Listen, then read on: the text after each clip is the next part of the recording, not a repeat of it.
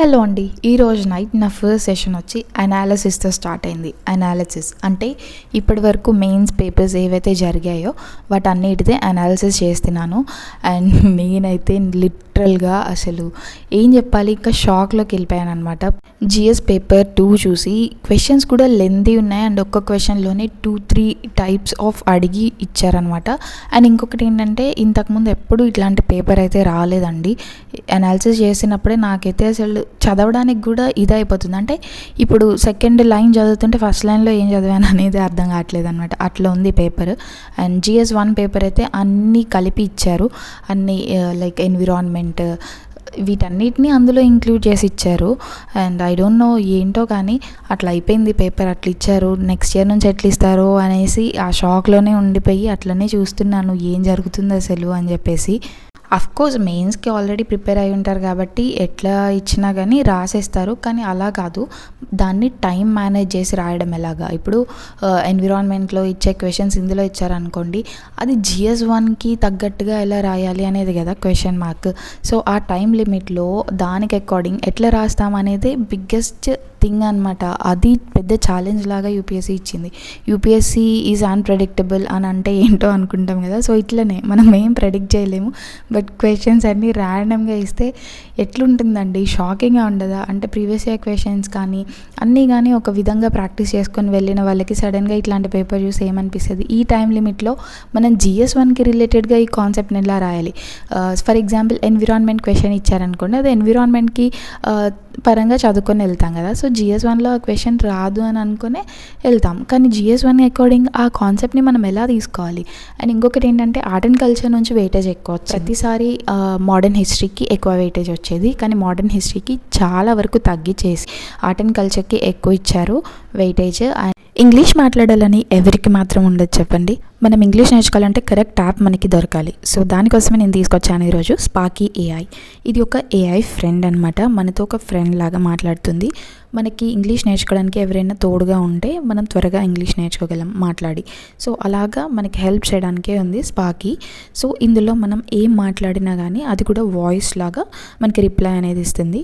So దాన్ని బట్టి మనం ఇంగ్లీష్ అనేది నేర్చుకోవచ్చు. ఎన్నో వెరైటీ టాపిక్స్ అనేవి మనకు ఉన్నాయి. అండ్ ఇక్కడ కాల్ ఆప్షన్ అనేది రీసెంట్గా యాడ్ చేశారు. సో అందులోకి వెళ్ళి ఏదైనా కేటగిరీని మీరు సెలెక్ట్ చేసుకొని దాని గురించి మీరు మాట్లాడవచ్చు అనమాట.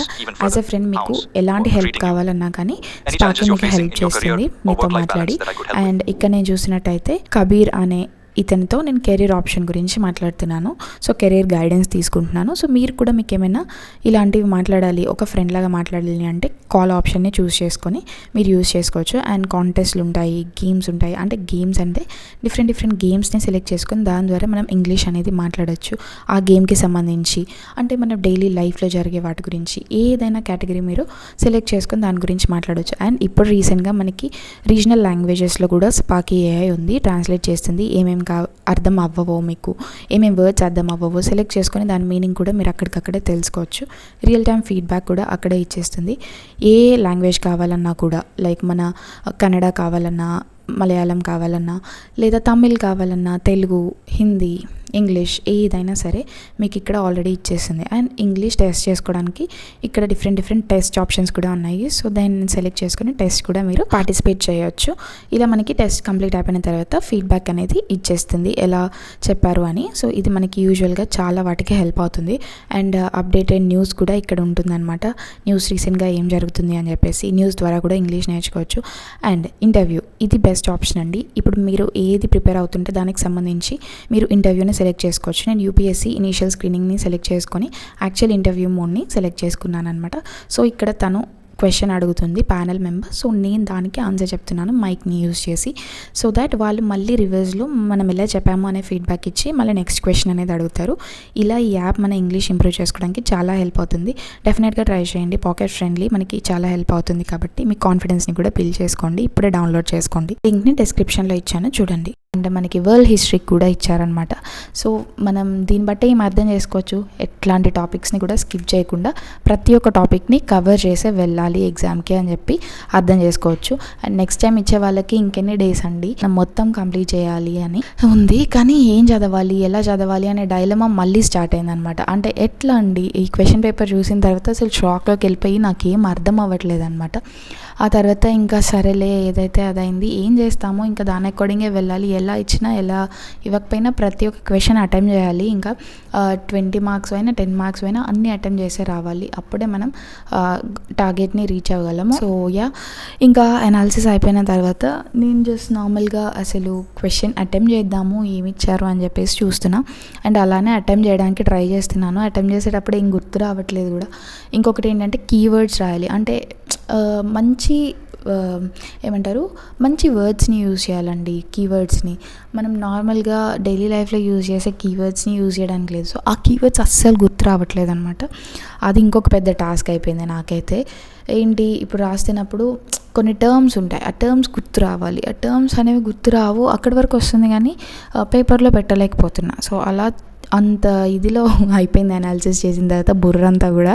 నేను ఇంకా ఎస్ఏ కానీ ఎథిక్స్ పేపర్ కానీ చూడలేదు. ఇవి చూసిన తర్వాత నా మైండ్ అంతా బ్లాంక్ అయిపోయింది. GS3 ఓకే అనిపించింది, ఎందుకంటే ప్రతి ఒక్క టాపిక్కి ఈక్వల్ వెయిటేజ్ ఇచ్చారు కాబట్టి ఓకే సరే అన్ని టాపిక్స్ చదువుతాము, అన్నీ ఓకే వచ్చాయి అని చెప్పేసి. ఇంకొకటి ఏంటంటే ఎక్కడి నుంచి అడుగుతున్నారు క్వశ్చన్స్, ఎలా అడుగుతున్నారు క్వశ్చన్స్ ఎకనామీలో అని చెప్పేసి అది చూసుకోవడం చాలా ఇంపార్టెంట్. ఎకనామీలో మనం చూసుకుంటే ఆల్రెడీ చూసిన టాపిక్సే, బట్ రాయడం ఎలాగా, ఇవన్నీ కూడా మనకి ఎగ్జామ్ హాల్లోకి వెళ్ళి కూర్చుంటే అర్థం అవ్వదు. ఎందుకంటే ముందు నుంచే ప్రాక్టీస్ ఉంటేనే మనం ఎగ్జామ్ హాల్లో ఎట్లాంటి బ్లాంక్ ఫేస్తో కూర్చోకుండా మంచిగా ఇన్ టైంలో కంప్లీట్ చేయగలం. 7 minutesలో ఒక్కొక్క క్వశ్చన్ అంటే మామూలు మాట్లాడండి, అవన్నీ ఎట్లా కంప్లీట్ చేయగలని చెప్పండి.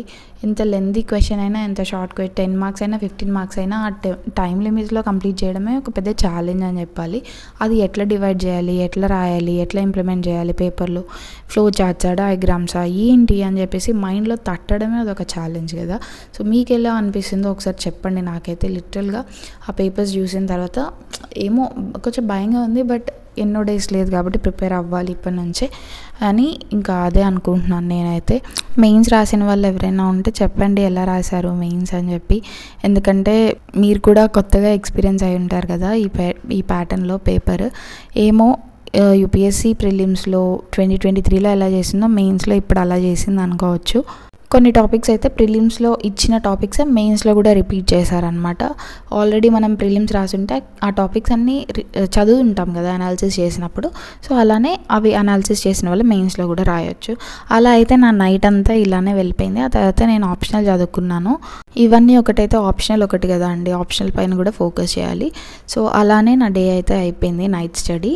ఐ హోప్ ఈ వీడియో నచ్చితే లైక్, షేర్ అండ్ కామెంట్ చేసి సబ్స్క్రైబ్ చేయండి.